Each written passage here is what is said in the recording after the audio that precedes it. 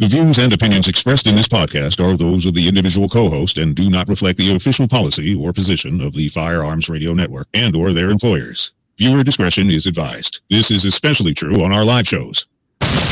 Broadcast for shooters, hunters, and gun enthusiasts. This is the Firearms Radio Network. The bandwidth for this episode of This Week in Guns is sponsored by Patriot Patch Company. PatriotPatch.co.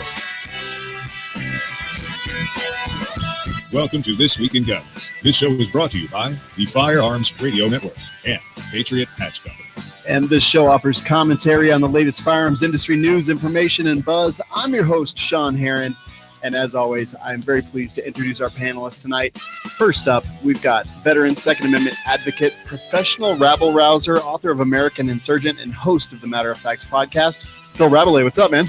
Thanks for having me back on, Sean. Good to see you. Glad to have you. And then doubling up on the aggressiveness tonight, I've got co-host of the Firearms Insider Gun and Gear Review podcast and owner-lead instructor at Contextual Defense and Consulting, Zane Mangillo. How's it going, man? What's going on, Sean? Did I say your name right this time? You did that time. For the first time ever. First time ever. You can teach an old dog new tricks. Before we get into it, Patriot Patch Company, patriotpatch.co. We all know and love Jake, and the Patch of the Month Club kills it all the time. Go there and order stuff. So yeah, you guys were surprised that I invited both of you on the show at the same time, and I thought that was actually pretty funny because I did it for exactly that reason. I was like, these guys are both firebrands. Let's get it and have fun. I just question whether or not you have the dump audio button like ready and at the waiting because it's me and Zane. Nope, that's honestly, if you guys do it, you're hurting Kenny, not me. And we like Kenny, so exactly.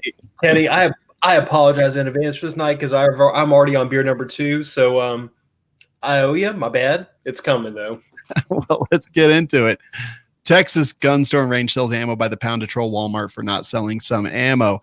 Thought this was pretty cool. It comes to us from the CEOToPost.com. And this place, it's a gun store and range, and it's called Alpine Shooting Range. They actually made these big, huge things like, you know, when you go into the bulk stores like Whole Foods and you're buying like hemp and whatever nonsense, and you put it in the little thing and you pull the handle down and it pours into the bag, and then you write the number on the bag and then they weigh it and charge you. They're doing it with ammo. It's freaking awesome. I love it. Bill, what do you think? I mean, it's a little bit of pro-gun virtue signaling, but I'll give him a golf clap on that one, just to rub it in Walmart's face. I mean, it's probably been like the one good thing that's going to come out of all this is that everyone now has an incentive to go shop at your local mom and pop gun stores, which you should have been doing all along. Definitely agree with that. Zane, what are your thoughts? I'm looking at the picture, and when originally I saw this on Facebook, I kind of thought it was a joke until I got the show notes. I'm like, oh, this is real. I kind of like it. I'm wondering if that could bring the cost down of ammo, because I don't care about packaging and boxing and all that. Like, I'll just bring my own. Can you bring your own ammo can? Like, yeah. Like I'm game. I think more stores should do this. I think it's cool. I like it. I actually think it's really cool. I was like, I would buy ammo by the pound. I think absolutely. I'll roll in with my ammo can and just fill it up and weigh it. And yeah, so they've got you can purchase 223-762. I assume by 39 because they say 308 right after that. 45, 40 Smith & Wesson and 9mm, and the prices per pound range from $7.68 per pound to $20 per pound for better ammo. And I'm like, this, I kind of love this, and I love everything about it, and the fact that they tagged Walmart in every post and image and story and it's kind of funny video that they did. That is good. But yeah, you said it is pro-gun virtue signaling, but I kind of like it. I'm not gonna lie. Everybody's doing it. Yeah, they are. You know, why not? Moms Demand can't get enough action to block Oklahoma constitutional carry. They needed to collect 60,000 signatures, and they were led by Democrat Oklahoma state rep named Jason Lowe. And well, that's weird. He's not a mom. But anyway, they by their own admission got probably half of what they actually needed to overturn constitutional carry. And I mean, we all say, duh. These people are louder than they actually have any kind of power or authority over anybody.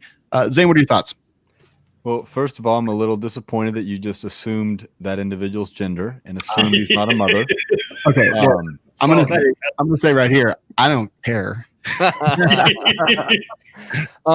I think this is kind of to be expected. I don't think anyone expected this to get overturned. Like you said, they make a lot of noise. I love the headline. It's comical. Yep, that's a Kennyism right there. I agree. Phil, what do you think? I have nothing to add. I'm always happy when Mom's Man Action doesn't get any action. Agreed. Let's just leave that there before we go into the double entendres. California stopped a mass shooting without having to resort to a red flag law. This comes from bearing arms. And yeah, California has had red flag laws on the books for a few years now. They've been in place, and as per usual, blah, blah, blah. Anyway, a Marriott employee in California allegedly amassed a large arsenal of weapons and tactical gear in hopes of carrying out a mass shooting at his workplace. This guy, 37 years old, was planning to take out his coworkers with blah, blah, blah. And they were found by officers during a search of his home. A worker at the Marriott that he was targeting called police, told him he had made a verbal threat of violence. They investigated and wound up searching his home the following day. Multiple firearms, hundreds of rounds of ammunition and tactical gear were seized, including standard capacity magazines and a modern sporting rifle, which are illegal to possess in California, said Long Beach officials. He was charged with manufacturing, distributing assault weapons, possession of an assault weapon, and making a criminal threat, and being held on $500,000 bail. Phil. So what you're telling me is our current legal system, respecting the man's right against unreasonable search and seizure, still managed to apprehend this man and stop him from committing a heinous crime. Is that kind of where we're going with this? Like the law, the existing law works, in other words. Oh, yeah, they investigated it, actually. And yeah, it seems like everything worked kind of how it was supposed to. No shit. I distinctly heard politicians recently telling me that without red flag laws, this kind of thing would never happen. Right? Almost like we're being lied to. Almost. Zane? It's funny because, he made a threat, and like I wish they'd focus more on this dude threatened people than like his arsenal they found, because his arsenal is literally my home defense plan. Like they said they found 2 assault weapons and quotes and a pump action shotgun. I'm like, I got that literally leaning against my bed right now. So I don't. Yeah, see, there you go. And hundreds of rounds of ammo. I'm like, well, hundreds, multiple hundreds. Okay. Like I don't. Those are rookie numbers. Pump them up. Yeah, like I wish they would have focused more on the actual story and not the stuff that like doesn't matter. Like but whatever. I would have liked to know what the threat is, and because I'm always a little weary of when people are charged with crimes when they didn't actually do anything. Now, don't misunderstand what I'm saying. I think if someone like is legitimately making threats and are capable of acting out those threats, we need to probably do something about that. But as we'll talk about in a later story, sometimes people just have a weird sense of humor. So I would have liked to know more about that side of it. But hey, didn't need the red flag laws. We have really never needed to, skip due process. It was the first thing I thought of as I was like, did he just say something dumb and his coworker reported him and boom, here we are. I was like, I mean, it's kind of got red flagged if that's the case. Yeah. Well, I was telling you before the show, there was a guy around my area who was arrested for making terroristic threats. He posted a meme on Facebook in a private group, and it was a picture of a kid walking down a hallway. And the caption was, "They won't be laughing when the 7.62 start coming through the walls." Poor taste. Not funny. I don't think the guy was like 37 and didn't even have kids in the school. And he was just trying to, from what it looks like, get shock and awe out of the people in the private Facebook group. Again, not funny, but criminal? I don't think so. So, I think we need to be careful about that before we get into some Minority Report stuff. Yeah. And like I said, on the one hand, I'm like, good idiot. Now you get to pay for your stupidity. On the other hand, I'm like, no, absolutely not. He wasn't trying to incite violence or harm to anyone. Protecting the First Amendment. Like I don't like KKK rallies and stuff either, but they got a right to be douchebags, I guess. I don't like Antifa rallies. I don't like that. Yeah. Right. I don't really like any rallies to be. I don't like Moms Demand Action rallies. Exactly. Next story, mass shooting stopped in North Carolina. This is a student. Looks like he was a 19-year-old freshman at High Point University. Oh, okay. In North Carolina. and he's been charged with 2 felony counts of having a gun on campus and an additional count for making threats of massive violence. He apparently had ammunition and 2 firearms, a 9mm semi-auto pistol and a double-barrel 12-gauge shotgun in his dorm room when he was arrested. He'd been plotting the shooting since December and had studied previous shootings, and apparently it looked like he really wanted to be a part of a fraternity and that he was waiting on whether he was going to shoot up the school as to whether he got in or not. So I thought that was kind of interesting. And Phil, what do you think? Well, point of order. The firearm that was confiscated along with the 9mm was not a shotgun. It was a percussion firearm. It's black powder. So I think if this had happened, this would have been the first crime committed with a black powder firearm since the Civil War, maybe. Anyway, sidebar. Good, very good point. So yeah, I'm going to echo what Zane said a minute ago. I think what firearms he had is completely irrelevant, and I think it's more relevant we focus on the threat and whether it was made in earnest, and whether it was misinterpreted or taken out of context. To me, the threat is the problem because it's already against the law to threaten somebody. Like if I threaten to shoot somebody, that's already against the law. So we don't need to have a conversation about red flag laws or about gun control or about 30-round magazines or black powder firearms, for God's sakes. We can just say, you threaten somebody, that's against the law for a reason. You can make an argument about whether or not it should be, but, threatening someone and threatening to take away someone's life, liberty, pursuit of property, happiness is kind of an issue. Yeah.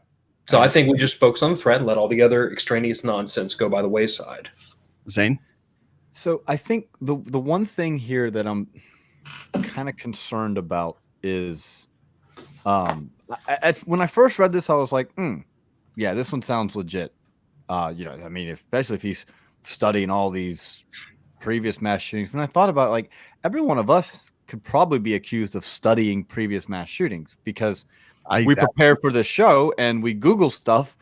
So I had to take a step back. I'm like, all right, well, what does that mean? I think this one sounds pretty legit based on the facts we have. I think they probably did stop something here and good on them. Again, I just wish they would just report the news and not the irrelevant stuff. But I think this one was probably this one. It sounds like based on that reporting that something was stopped here. Yeah. Autoplay. Yeah. Hooray. So I've got 99% of websites muted, but every now and then I hit one that I don't have muted yet. It's good times. Good times. Next story is going to be Texas mandates stop the bleed stations for schools. We were also talking about this kind of stuff right before. Texas school districts are now required to have bleeding control stations on each of their campuses as part of the state's Stop the Bleed law. School districts must comply with the law and have a program in place by January 1st, 2020, and that's House Bill 496. The stations must be stored in easily accessible areas of campus. Security planning protocols must also include their use. Students in 7th grade and higher will also receive training every year on how to use the bleeding control station. And man, I think it's great. Zane, start us off. This is outstanding. Like, this is absolutely outstanding. That everywhere there's an AED station, there needs to be a Stop the Bleed kit, and probably even more than that, because you got a little more leeway sometimes with that. I think this is outstanding. One of the classes I offer through my company is a Stop the Bleed class, and I think that, this is. I don't know why anyone would ever be against this. So I'm assuming this passed with flying colors because I don't know why, other than monetary reasons. Even if you hate guns, like this is outstanding. That's all I get. It's outstanding. Love it. I agree. Phil.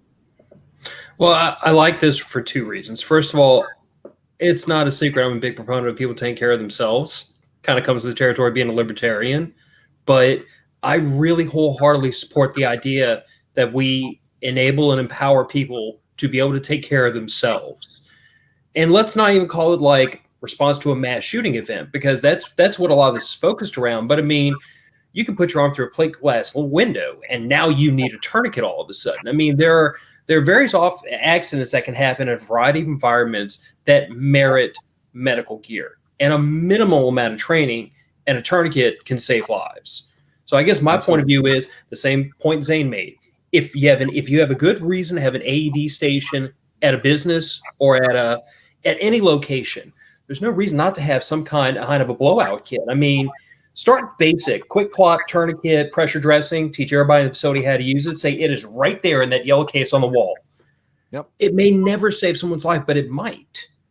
And to your point, I got a buddy who's a cop, and he's told me, he's like, I put 6 tourniquets on people. I've never shot anybody. There you Well, know, I will tell you like this: in all the years I've been around firearms, and I've been concealed carrying for only about 4 or 5 of them now. I've pulled over in multiple wrecks, just driving back and forth to work, where I was the first one there, and I beat the ambulance because it happened to happen right in front of me, and I was the one on scene, making sure everybody was okay, checking for bleeding, checking for shock, checking for broken bones before cops showed up on scene. So that's the reason to this day I have IFACs in both me and my wife's vehicles. I've never had to drop the hammer on somebody. I have pulled a firearm on somebody, but I have not had to discharge a round in anger. I have, however, had to, pull people out of their car and make sure that they were okay. It happens. So there's no excuse for this not to be more implemented across the country, and there's no justification. This needs to go nationwide. I mean, this. I'm usually not a fan of laws, more laws. I'm usually a fan of less laws, but in this case, let's do it. Let's make it mandatory to have these everywhere. That's one you and I can compromise on, though, because like normally government mandating anything just sticks in my craw, but that one I'd be like, okay, I'll let you have that one. I agree with you. I'm like, I usually hate government mandating anything, but on this one, I'm like, I'm okay with it. And they've done a pretty good job about it because they don't specifically tell them, how many they have to have. They've got certain requirements, but big school districts can do more. And some school districts are putting them like in every classroom, which I think is smart because, if there is a shooter running or a killer running through a school and they lock down and there's people in that classroom bleeding, having it there is great. Other schools with lower budgets are putting it next to the AED station in the hallway. And, they're allowing the schools to do the best with what they have and the funding that they have, because a lot of that comes out of the school safety budget allotment. So, yeah, I think love it's a fantastic thing. And if you haven't got medical training out there, folks, definitely get some. You can also listen to the Civilian Medical Podcast on the Firearms Radio Network and learn a lot of stuff. Florida mistaken identity victim has his gun rights restored. It comes to us from AmmoLand. So this guy, he's just chilling. He's doing his thing. And suddenly he gets a letter from the Florida Department of Agriculture and Consumer Affairs notifying him that they had suspended his concealed handgun permit due to domestic violence.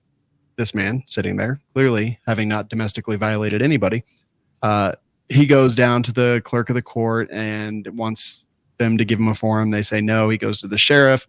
The sheriff says, nope, here's the restraining order. And even though you don't match the description, you have to turn in all your guns and wait for the court date so that the woman could verify that it wasn't him. Then a lot of people get involved and a lot of people start getting mad. Well, a sympathetic captain in the police department decided to help this guy out, takes a picture of him and takes it to the woman and says, hey, is this the guy that did this to you? She says no. They apologize. They get him the thing. And this very clearly didn't seem like due process was observed. Phil, I'll start with you. Do we need any more of a clear-cut case of why in the hell some of the gun laws we have in this country are freaking ridiculous? Or can we just let this speak for itself? I mean, this isn't even an illustration of red flag laws. This is just an illustration of government do what government does best, which is screw up. We're talking about the same government, by the way, that didn't lock up a little SOB that the sheriffs have been to his house like dozens of times for friggin' violence and threats before he finally shot up a friggin' high school. But just because his name happened to match somebody that had there was a restraining order for, they suspend this man's license to carry a firearm. Yeah. I don't know. I think this speaks for itself. This is like a perfect example of the dangers of letting government have power. And they're going to be very unsympathetic when it comes to your attention that you've been wrongly accused. Speaking about that piece of trash killer from Parkland, do you guys see the article? And Zane, I'll come back to you on this story in just a sec. Did you see the article that one of the fathers wrote a book and talked about like all the stuff that he had been through? And this kid, like he had been through like so many red flags the entire way. And just this coddling society that we have these days just kept, giving him chance after chance after chance. Like he was not allowed. It was ridiculous, everything that he had done, and that had just basically been brushed aside because they didn't want to take action. Did you guys see that? I haven't seen the book. I've heard all the stories already. I expect that the media will bury that book as quickly as humanly possible. Yeah. Doesn't fit their narrative. They're not going to admit the government screws up. I mean, government does two things really well. They spend money and they screw up. Yep. Just calling it the way it is. Zane, you? I haven't seen it, no. But that's interesting. It was Very tough to read, man.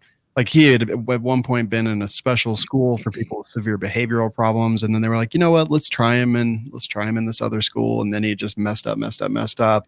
He was incredibly violent, like all the time towards everybody, like teachers. It was really hard to read, and you're just like, the fact that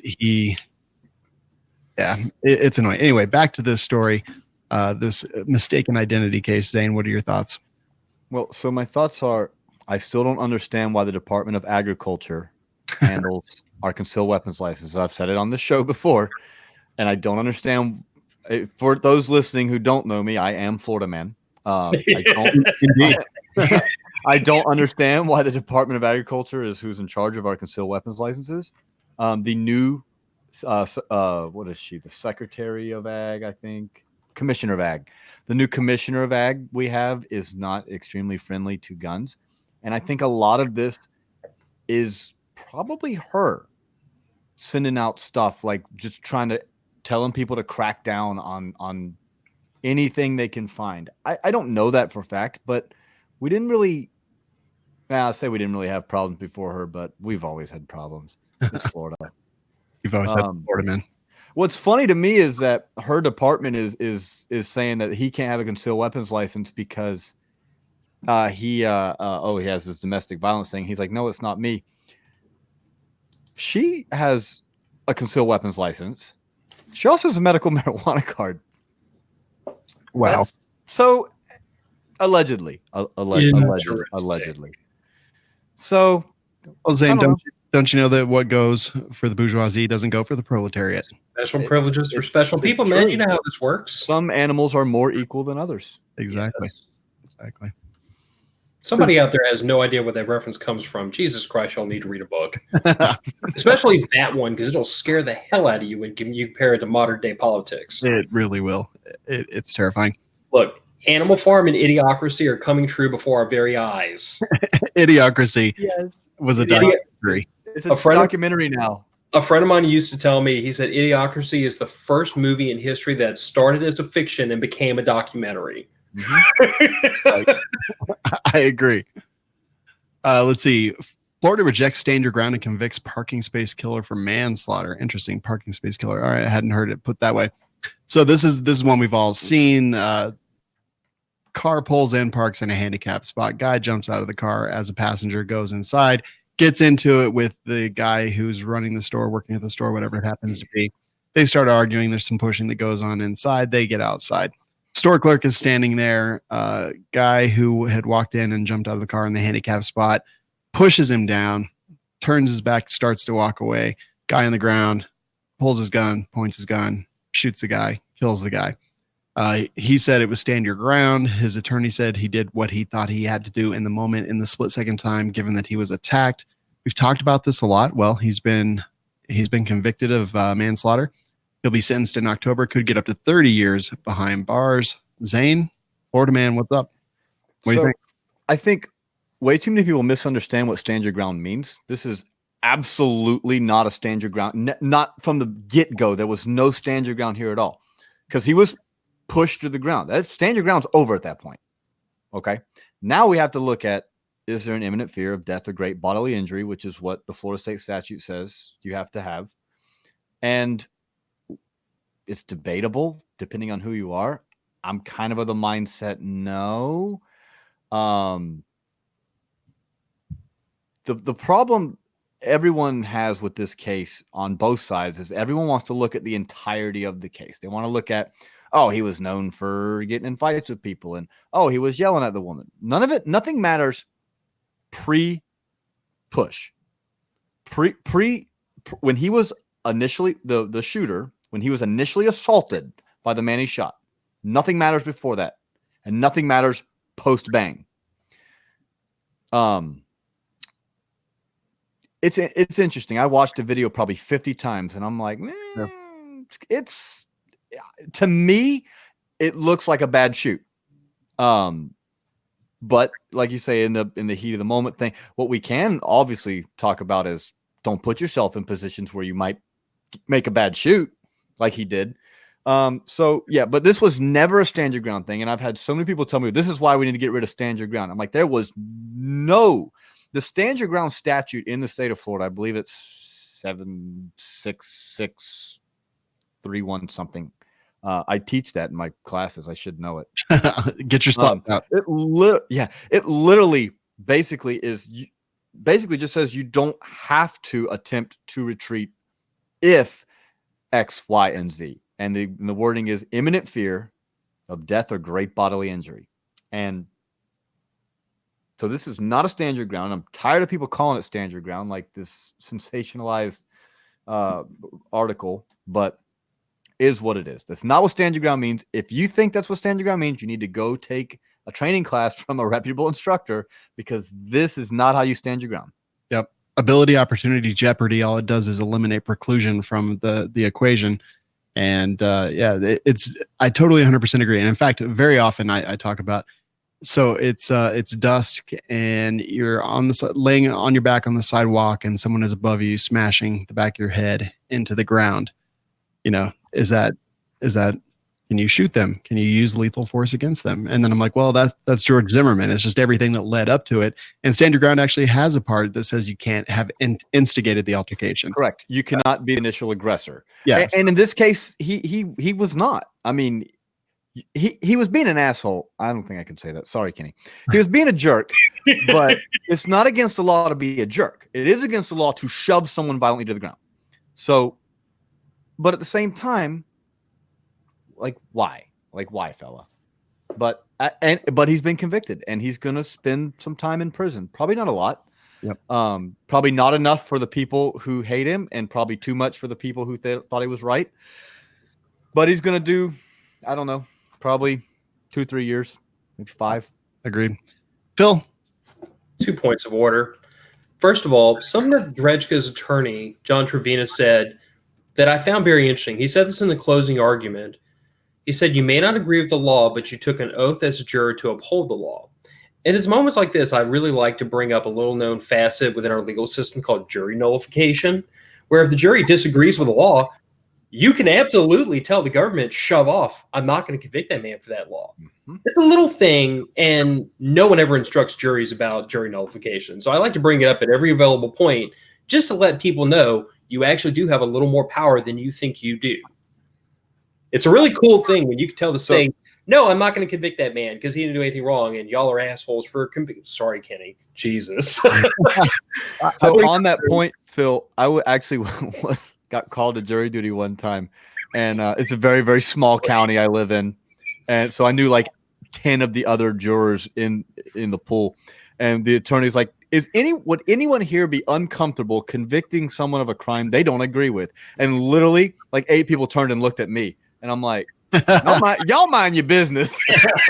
I'm not looking at me. I want on this jury. Okay, not to totally derail the conversation, but since it's been brought up, I got called for jury duty late last year, and it was a possession charge. And my own feelings about the war on drugs and victimless crimes are well known, and they're not a secret. I'm not saying dope is a good thing. It sucks. It's crap. But, you know, if you want to stick it up your nose, that's your business.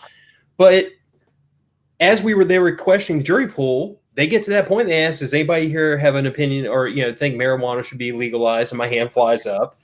And then what about hard drugs? I'm like, yeah, those too. Because I'm like, if you're going to make cocaine and heroin and all this other stuff illegal, then what's the difference between making friggin' my cigars and my coffee every morning illegal? Friggin' tobacco, the nicotine in tobacco and the caffeine in coffee is just as addictive as cocaine.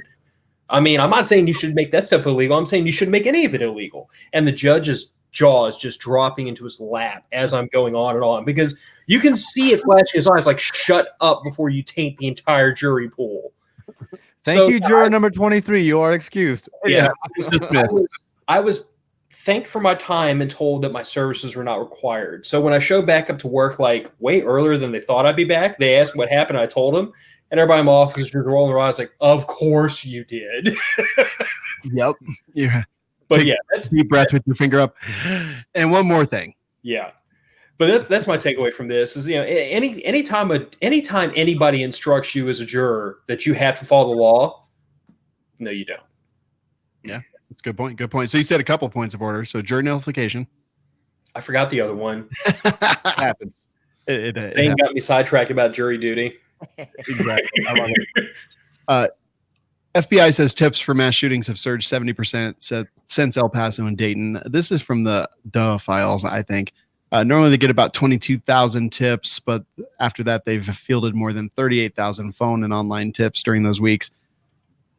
Generally, I think people just get more sensitive to stuff, and they're like, start thinking, oh, wait a minute. When Bob said that the other day, that might have been a little bit weird. Phil, I'll start with you. What do you think about that? I really can't offer an opinion based on that little bit of information. I mean, I hope in my heart of hearts that this is more legitimate. Reports being made and not just spurless nonsense. Because, let's call it what it is. Every time there's a mass shooting, 15 people show up in front of a news camera saying, I knew he was going to do it. I knew this and the other. So if these are all genuine reports because somebody realized that somebody ain't right, cool beans. Glad y'all finally got the freaking point. But if this is more anonymous tips being called in, like that poor gentleman up in Maryland that was killed by his local police force trying to execute a red flag warrant on pretty-ish stuff, then I don't like this. But I can't offer an opinion based on what little we know. Yeah. Zane, thoughts? Yeah, very similar to what Phil said. And one of the stories that we skipped kind of coincides with this, where the dozens of mass shootings that were, I don't know. I like the fact that people are speaking up, but again, I'll just echo my previous comments. Like, where's the line? Where do we draw the line? So I think it's good people are speaking up. I don't think it's good if people's liberties are being taken away without due process. And let's go back to that story. Dozens of people have been arrested over threats to commit mass attacks since El Paso and Dayton. This is from August 22nd, but still relevant, especially with the context of our discussion right now. Some are teenagers accused of threatening to gun down classmates. Others allegedly issued social media warnings of attacks on store customers and coworkers. Others have had to unleash small arsenals against victims based on their race or religion. More than 24 people have been arrested over threats to commit mass shootings in the week since. 31 people were killed in one August weekend in El Paso, Texas, and Dayton, Ohio. And a solid third of them are from Florida, I think. I was just getting ready to bring that up. I don't know why I'm laughing because it's a very serious topic, but yes, there was a lot of them in Florida, and it's got a pretty interesting list. And again, you wonder if civil liberties are being infringed upon here, and it makes me nervous. And I don't know if I've ever said it with you guys on the show, but I say this all the time. I'm like, well, at what point have we taken this too far where someone says something stupid? I mean, when I was a kid, we had a song that we sang on top of Old Smoky, like one of those little parable things all covered with what I'm not going to say it because I'll probably get red flagged, but it was awful. We were just talking about it the other day and I was like, did you guys ever know that song? And they were like, holy crap, you would literally get arrested if you said that today. And I totally agree. So how many civil liberties are being taken away here because people are stupid and say stupid things? I cannot recall what gentleman it was that this quote comes from. It might have been one of our founding fathers. I hope one of y'all knows. But the principle that our legal system was built on, the concepts of like presumption of innocence before guilt and the necessity to prove guilt beyond a reasonable doubt before you convict somebody, those were all based on a principle that we would rather release 100 guilty people than jail one innocent man.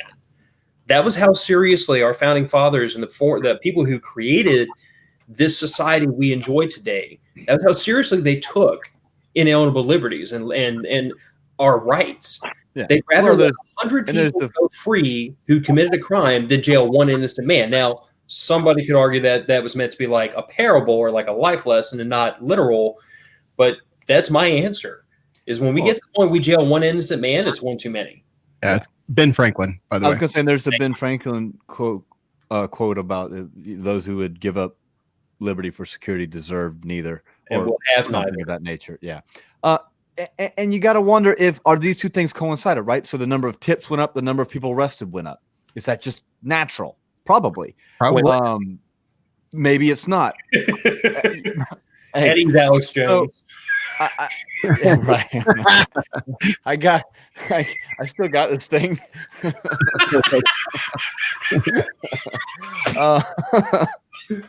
I for the listeners that aren't viewing, I actually have a tinfoil hat. And I keep it right here above my computer. That is awesome. So I mean I don't know. I'm really torn on it. I don't. Yeah, I've said my piece on it. I think we've all kind of made our points pretty clear on it. Yeah. The next one is near and dear to all of our hearts. Texas man catches a Galil ace while fishing on Lake Arlington. I think this is pretty good. So he was out there. He reeled in a Galil ace, turned it over to the police. Idiot. But yeah, they took it to a property room, didn't give any additional information. No one knows how it got in the lake. Well, it clearly got in the lake because some gun guy had a boating accident and lost all of his guns. Clearly, Phil. I was just shocked. I thought all those memes were just totally people putting one on, but when I saw this, I was like, holy shit, it's real. And then all of a sudden I wanted to get a fishing license in Texas. Right. Oh, that's all I could say. I was just like, I think when I post this on my podcast main page, I said, "Oh my God, it's real." Yeah. Yep.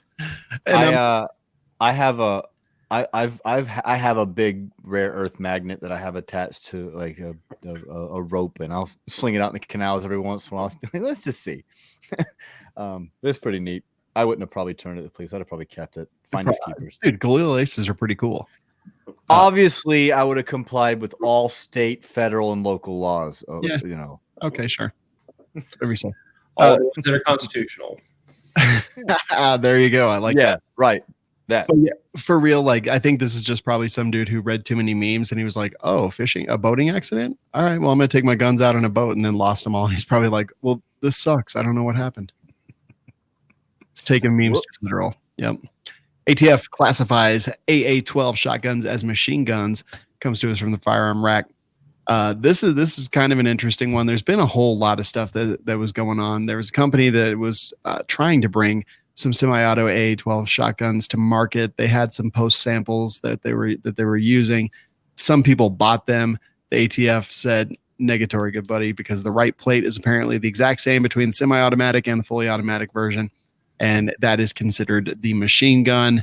And that was Sol Invictus Arms, and they put out a statement that was saying that they were working with a couple different people, and it's just a big, huge mess. And basically, dealers, wholesalers, citizens, they've all been contacted by the ATF and said, "Hey, you need to turn this in because you have a machine gun." Zane, what do you think? I mean, you can make anything a machine. Bump stocks are machine guns, so It is. They can really say whatever they want at this point. There's some discussion as to whether the side plate, it being identical, makes it readily convertible to a machine gun, or if it like literally just has a full auto marking. And I've heard some people talk both ways about it. If the side plate is identical in the sense that the gun is readily convertible to a machine gun, I think that the law would be correct. I don't think the law is correct, but I think the ruling would, based on what the law says, would be correct. If it just has the marking that says full auto, but you can't actually put it in there, I think that's stupid. And I would ask the listening audience to go look at their ARs and see if they have any receivers that have stupid things like yeet, yeet, yeet, or whatever on there. Right. I do. I kind of figured that. I got the Sky Slide that says Yeet Cannon. I got the Jesus. PSA lower that says Yeet Cannon. I got it sitting right on my desk right in there. Yeah. So again, I think we should all have machine guns. I think we should be able to mail order them, direct ship to our house. But if the gun is readily convertible to a machine gun, and that is that's what the ruling is based on, I do believe the ruling would be correct in compliance with the law. If it just has to do with it says auto, no, go F yourself, man. That's BS. Yep. Phil? I think what worries me is the verbiage they're using, because this whole standard of readily convertible to a machine gun, it doesn't take much more than a Dremel to make a standard semi-auto. Would you hush? They're gonna hear you. Listen, they are already thinking about this, and I'm going to borrow your tinfoil hat for a second, Zane. It's not a big surprise that I'm imminently suspicious of big government, especially three-letter agencies. That's not a thank you, Zane. Zane has put on the tinfoil hat. He is now prepared to entertain me. It's not a surprise that I'm suspicious of these sorts of things. And it's only a conspiracy until it's proven correct. But it's moments like this where I really think to myself, I'm like, is the ATF intentionally seeing how far they can push the verbiage? Because if they establish the precedent that if a firearm can be readily converted from a semi-auto to a full auto, it is now in effect a full auto firearm, then that's every semi-automatic firearm on Earth. Yeah. Because all you need to do is run a metal file over a disconnector. You got a full auto gun. I mean, I'm calling it the way it is. I'm not trying to commit conspiracy to violate the National Firearms Act or the GCA and tell people how to convert firearms into full auto on a podcast, for God's sakes. But I'm just saying, like, if you know how firearms work, it's not rocket surgery. It really isn't that freaking difficult. So what worries me is that these people are actually pushing the boundary to try to establish precedent that they will use later on. They've already done it with the bump stock ban, because it was a ban against rate increasing devices. Rate increasing devices like short reset triggers or match triggers. They went after bump stocks with it. They're gonna go after more things. I don't like any part of this, because above and beyond the fact that it's a total infringement of the Second Amendment and all gun laws are infringements and unconstitutional. If y'all have figured out that already about me, you missed the boat a while ago. But on top of all that, they're trying to move the goalpost. Yeah. It makes me not only nervous. that, how easy is it to convert anything into basically an open bolt machine gun? Because if you know anything about guns, like that's stupid easy to do. There's a way. So yeah, no, I agree with you. I don't like it. And just because it's a conspiracy doesn't mean it's not true. And, well, it was not conspiracy. It's a hell of a coincidence at this point. Sure. Agreed. That's my gripe.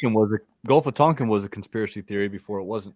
Well, like I said, I mean that's my big issue about this. Call it a gripe, call it a worry, but they are moving the goalpost with the verbiage they're using. They are trying to draw the parallel that if you can convert X into Y, it is Y, and that's dangerous as hell for a lot of reasons.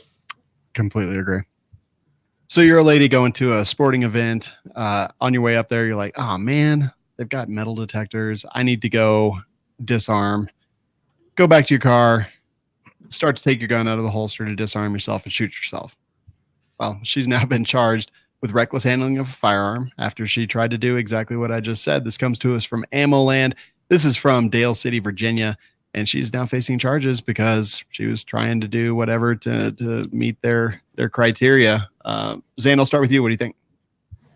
I think that this is why one reason I'm not a huge fan of gun-free zones, because I think the less administrative handling you do of your firearm, the less chance you have of negligently discharging. On the other hand, and I may upset some people with this, I am a fan of dangerous freedom. Okay. I don't believe we should have to have permits or licenses to carry firearms.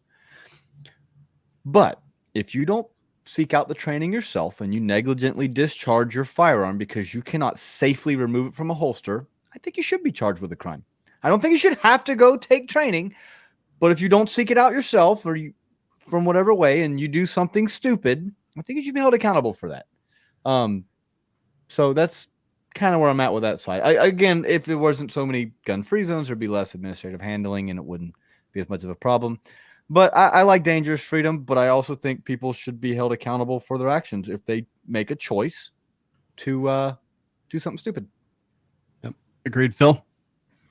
Zane, you're the firearms instructor. I'm just the angry coon ass that screams and yells about gun laws. But do either one of you see anything wrong with a person leaving a gun in the holster, loaded, pulling it out of their pants, and sticking it in their glove box? I'd prefer a lockbox, but I see your point. Well, I guess my point is, like, why the hell was she even handling the firearm? I have to unholster occasionally, like when I go to pick my daughter at school and work, which are like the only two places I don't go armed. But when I have to disarm, the gun stays in the freaking holster, locked, loaded, ready to rock and roll, and it goes in the vehicle. Exactly. Yep. Thank you, Sean. I mean, I guess what I'm saying is, I can't stand the idea of gun-free zones, but I even less like the idea that, like, you were monkeying around the firearm when it didn't have to be monkeyed around with. There are only two times you should unload a gun. One is to defend your life. The other one's to clean it. No, I 100% agree. And by the way, Zane, I love that quote. I prefer dangerous freedom over, peaceful slavery? Yes. Jefferson? Yes. Yep. But yeah, I 100% agree. So at the office, I usually take it out. I mean, I'm in a public building. Our address is extremely public. I carry all the time. I even take a risk trying to carry in places that I probably shouldn't because it's forbidden by their rules, not laws, but their rules. Like I carried at a concert recently because it's pretty easy because security is just theater. Like it doesn't actually exist. I do that all the time. It's cool. Yeah. I went to, in this moment and, oh God, who else? It was an awesome concert. I carried. I went to Elitch's, which is an amusement park. They also have security theater. I carried because I just don't care. But yeah, I don't touch. I take out the holster and I put the entire thing in the lockbox and then I lock it up. I completely agree. Administrative touching of your firearm when it's not necessary is just silly. I'll also say if you're one of those who takes your gun out of the holster and puts it in something mounted to your steering column, or you take your gun out of the holster when you sit down to go to the bathroom, stop being wrong. Stop being wrong. That's Zane Mungalo from Florida, Contextual Defense. That's right. Send all your hate mail to the right person for that one. Houston man charged with possession of a machine gun because he had a bump stock. And at first I was like, what? This is ridiculous. I mean, clearly we know it's going to happen. A 43-year-old Houston man has been indicted for possessing a bump stock, first known case in the country since the device was banned. Well, it turns out he's been indicted on a bunch of stuff. He also unlawfully possessed a firearm after having been committed to a mental institution. He left a concerning message at the George Bush Foundation. They found him at his home where he had a rifle and it had a bump stock on it. So this is an add-on charge because clearly all these laws and things are add-on charges and stupidity. And in Colorado, we've what it was the magazine capacity. It's been used in two separate cases, only one, and both of them were add-on charges to other much worse crimes that were committed. They're just trying to get extra time out of it. Phil, I'll start with you. Thoughts? Well, I would just love to point out a meme that I saw recently that perfectly illustrates how stupid the bump stock ban is. It was a picture of a revolver with a bump stock mount on it, and it said, "This is a short-barreled rifle machine gun, according to the federal government." It was a single-action revolver, too. I know. So if you want to know why the bump stock ban is stupid, that's why the bump stock ban is stupid. But the only thing that concerns me about this is like typical government playbook where they're gonna burn down people on the fringes of society they think they can get away with. I mean, they called the Weaver family racist and everything else under the sun to justify, shooting 3 of them to death in their home. And it took Randy Weaver quite a number of years to get redress from the federal government. Not that any of it's ever going to bring back his wife and his child. But I guess that's my thought process is the government's going to use these. They're going to apply these laws against people that they think they can get away with. And by the time they get around to like Joe, upstanding citizen who's never hurt a fly and nobody would ever think this guy's violent, there's not going to be enough people left to pitch a fit out at it. So I guess my point of view is that while this guy might have been a little bit of a nutcase, I want to have a look at what exactly he did to be mentally committed the first time, and I still think bump stock bans are stupid. Like even if it's applied to a bad person, it's still a stupid law. Totally agree. Zane? Yeah, that's like all it is they're add-on crimes, right? So if you're one of those guys who buried your bump stock or you're not complying, okay, and it's an add-on crime. You're never going to get charged with it until you're charged with something else. Until you cross the double line one night when you're not paying attention and you stupidly consent to a search of your vehicle, or until I don't know, they pull a warrant on you because your neighbor said that you were selling drugs, and so they pull a warrant and oh look, we found this bump stock. So it's an add-on charge. That's all it is. However, that's a problem. 10 years, $250,000 per add-on charge. That's what all these gun laws do. All they do, they don't do anything except for give people a couple extra days in jail when they get caught doing something else. They don't actually do anything. But I guess I'm preaching to the choir here. No, I get it, man. Next story. Trump administration wants to use social credit score system for gun purchases. This comes to us from InfoWars, but I did read this and I thought it was kind of interesting. This proposal, which is part of an initiative to create a health advanced research projects agency, HARPA, would be located inside the Health and Human Services Department. New agency would have a separate budget, and the president would be responsible for appointing its director. They would employ breakthrough technologies with high specificity and sensitivity for early diagnosis of neuropsychiatric violence, including Apple Watches, Amazon Echo, and Google Home. So data collected from devices that we have in our homes would be used to create this social credit score. And this is kind of scary, actually. China has some things like this, and they brag about preventing 2.5 million discredited entities from purchasing plane tickets and 90,000 people from buying high-speed train tickets in the month of July alone. But oh my Orwellian Lord, this is terrifying. Who wants to start? I don't even know where to start with this. Like yeah, exactly. My chat disappeared. There it is. I can see it now. Correct, Angelo. I got to get it ready for this one. I have been very vocal about not being a fan of the current president since he ran for office. I typically vote Libertarian, so I don't vote for Republicans or Democrats. So I didn't vote for. I voted for both Hillary and Trump, though. If you listen, everyone, because if you don't vote for one, it's a vote for the other. So apparently, I voted for both of them. I don't know how that works. But yeah, and this is really. I don't like this. Now, you did say something about devices we have in our homes. That's devices you have in your home. I don't have Alexa or Amazon. I do have an iPhone. I have that, so it's probably listening to everything I say. It is, dude. I've got Google Home, Alexa, Roomba that connects to my Wi-Fi. But I'm actually not even. It's not even surprising. Like this doesn't shock me, and it should. This should be like stage 5 level. Like, whoa, pump the brakes. What is going on here? And I'm not surprised. Yeah, it's terrifying. Phil. So, did this come from a satire site, or is this like legit? Bro, this came from Alex Jones. Okay, did this come from a legit source or not? I did double check this just to be 100% sure. August 22nd, the Washington Post posted, White House considers new project seeking links between mental health and violent behavior. When you go to the Washington Post article, well, first off, I get an ad block because, naturally. Okay. Somebody, please go take that man, sit him in the corner with a copy of the U.S. Constitution and the Bill of Rights, tell him to read it until it sinks in, and take away his freaking pen and his Twitter account for a couple of weeks while he does it. Jesus Christ. Let's be honest. President Trump is not pro-gun. I don't think he's anti-gun. But I don't think I think he doesn't care. I think he pandered to gun people to get elected, and it worked. And now he's just like, meh. I think his son maybe gets in his ear every once in a while, but I really think on his list of things that he cares about, it's way down there.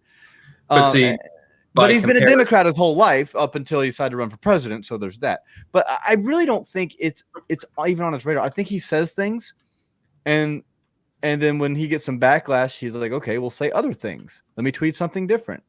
So he's not the savior the NRA told us he was. No, I never bought into that. I'll say that right now, and you know that, Phil. I never bought into that. No, I don't know, man. I at least gave him benefit of doubt, but Zane and I eventually synced up our cycles on the presidential regime. But I mean, my whole, I don't know, Zane. I disagree, honestly. I don't buy into the whole it's down his priority list thing, because again, I'm a very uncompromising person when it comes to certain deeply held ideals. Second Amendment being one of the big ones, and in my mind, you're pro-gun or you're anti-gun. There's no middle ground anymore. Yeah. If you're in favor of any little shred of gun control, you're anti-gun. Get on the other side of the line. So that's where I put Trump. He's anti-gun. He's passed more gun control than Obama did. And everybody that wants to argue that point, everybody that wants to argue that point just makes my freaking head hurt, because it's like you can't defend the man because like it's a freaking public record, for God's sakes. He did it. Just admit that he didn't, and then tell me he's an asshole for having to. Sorry, Kenny. Tell me he's a jerk for having done it, and then at least we can agree to disagree about everything else he's done. But he did it. He passed gun. I mean, he's directed the ATF to push gun control. There is no coming back from that. There's no middle ground there anymore. He's anti-gun. Now, if he and every other politician that runs for 2020 are all anti-gun, I'll see all y'all in hell. Because there's nobody left to vote for at this point. There's no middle ground anymore. Still holding out for John McAfee. Oh, Look, he's so crazy, dude. call me a cynic. So crazy. Call me a cynic, but I'm at the point where I expect that, like, if I got voted in the presidency, they'd wipe my brain and make me anti-gun the next day. I mean, there's nobody decent left. There's nobody that just wants to respect the Constitution and the rights of the people. All of them are about themselves. Dude, I voted, Zane, I voted for Trump because I wanted to see it kind of burn down. And I really think that has absolutely been the case. But I don't actually want to see everything burned down, like buildings and states and everything. So, I mean, McAfee is insane. But he's got some ideas. But I don't think that precludes him from being the president. I mean, look at some of the people that like. I'm just saying, being a murderer doesn't preclude him. Being a cocaine head doesn't preclude him. Hey, none of the stuff actually precludes him from being a president. I'm just saying. Yeah. I'm just saying.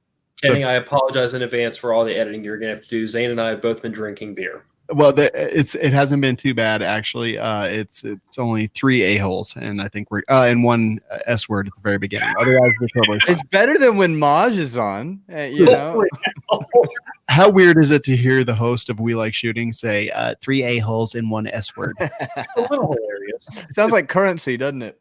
Oh, it's a different show. Never mind. Oh, come on.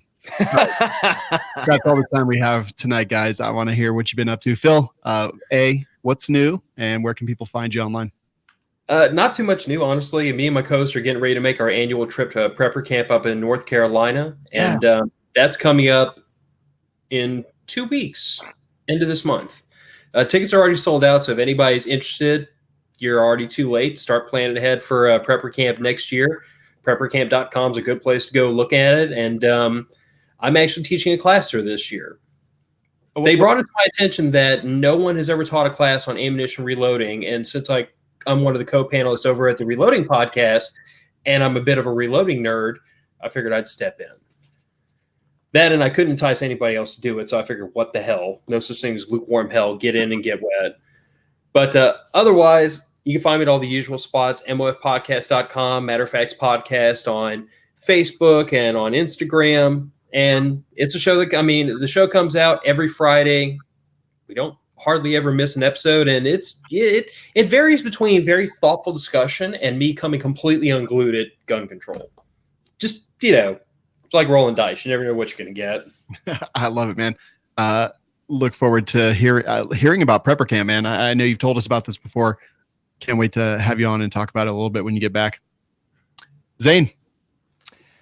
Doing stuff and things, man. I'm teaching classes, teaching gun classes. I just started doing Stop the Bleed thing. So that's cool. teaching, doing this time of year. We're doing requals for security guards. A lot of guards are about to lapse, and the state requires you have some really weird license to like qualify security guards.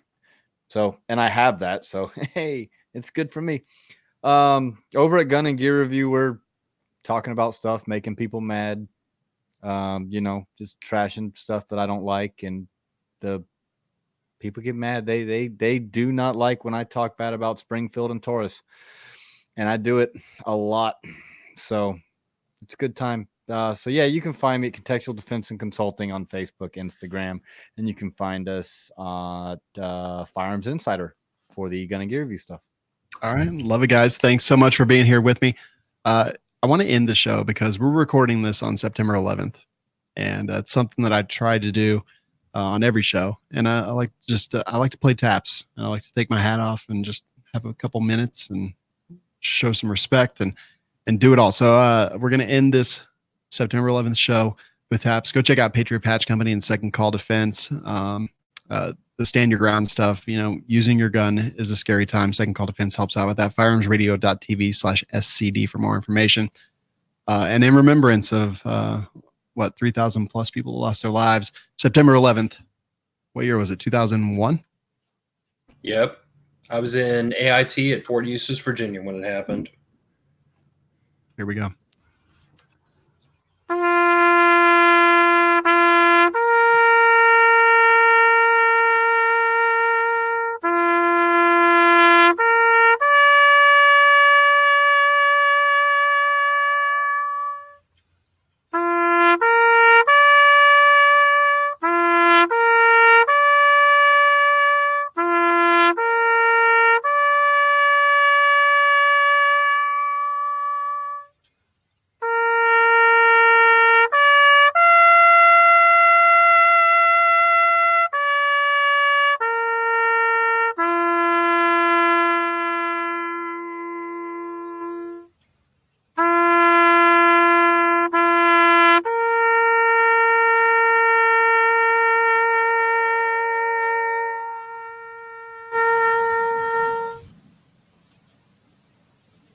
And that'll do it for us on This Week in Guns. We'll talk to y'all next week.